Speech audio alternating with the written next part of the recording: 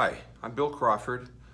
We're in my MedX strength training facility in Scottsdale, Arizona, which is currently shut down because of Governor Doug Ducey's orders.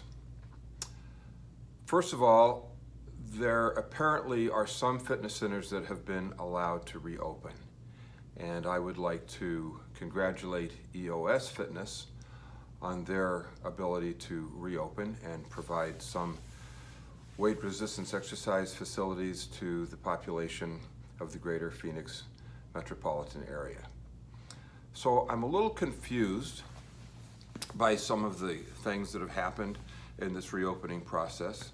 I'm confused because they don't stack up to logic.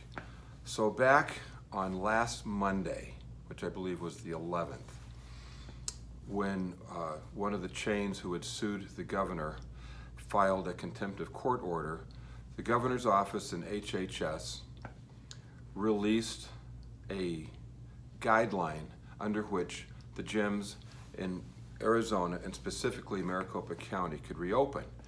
And those guidelines were basically an impossibility at the present time. There were several different categories that the fitness centers had to meet, or that the state had to meet, the statistics on the COVID had to meet in order for these fitness centers to open up. And there was virtually no pathway open to any of the fitness centers in this area. So I'm watching the news on Friday night, which I believe was the 14th, and top of the news was one of the chains of fitness centers in Arizona had reached an agreement with the governor and they were going to open up the very next day. Well, that's great, but how come no one else knew about this? And if you look at the timelines, it really doesn't make any sense. So if on Monday they had statistical information and guidelines that made it an absolute impossibility for any gym in Maricopa County to open, why was one chain allowed to open 5 days later? And if there was a process in which they could appeal or open, why wasn't that process made known or made available to other operations in the industry? Now, I've been in this industry for 42 years. I'm pretty well known in it. I'm in the National Fitness Hall of Fame. I've got a facility in Scottsdale that is known worldwide. People come here from all around the world to train here. I'm shut down because I'm in compliance with the governor's orders, but I never knew about this. And if I had known about it, let's say I had known about it on Monday and I had filled it out, according to the rules and guidelines, it takes 10 days to get approved. It still doesn't make sense that the other facility was allowed to open. And I'll tell you, I'm not saying anything, I'm not making any inferences, I'm just saying that it has the appearance of an impropriety. I'm saying that it has the appearance of preferential treatment. Now, it just so happens that that other chain that was allowed to open was a co-complaint in a lawsuit that was filed against the governor.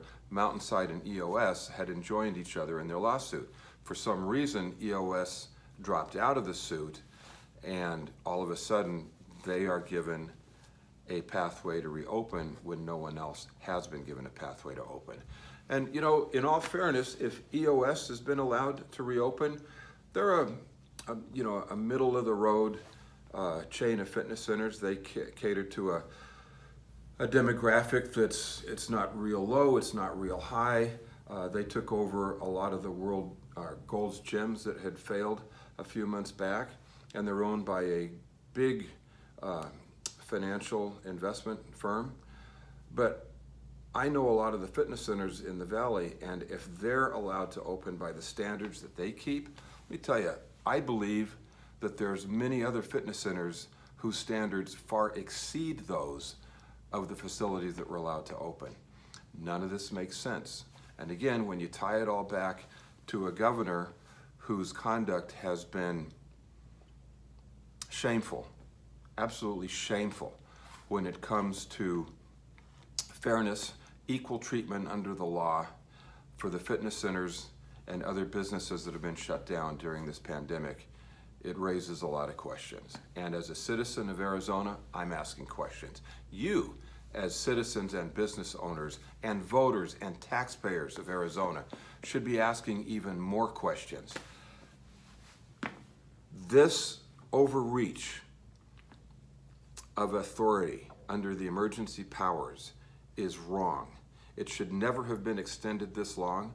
Our forefathers never envisioned anyone being able to take advantage of emergency powers and use them to this extent.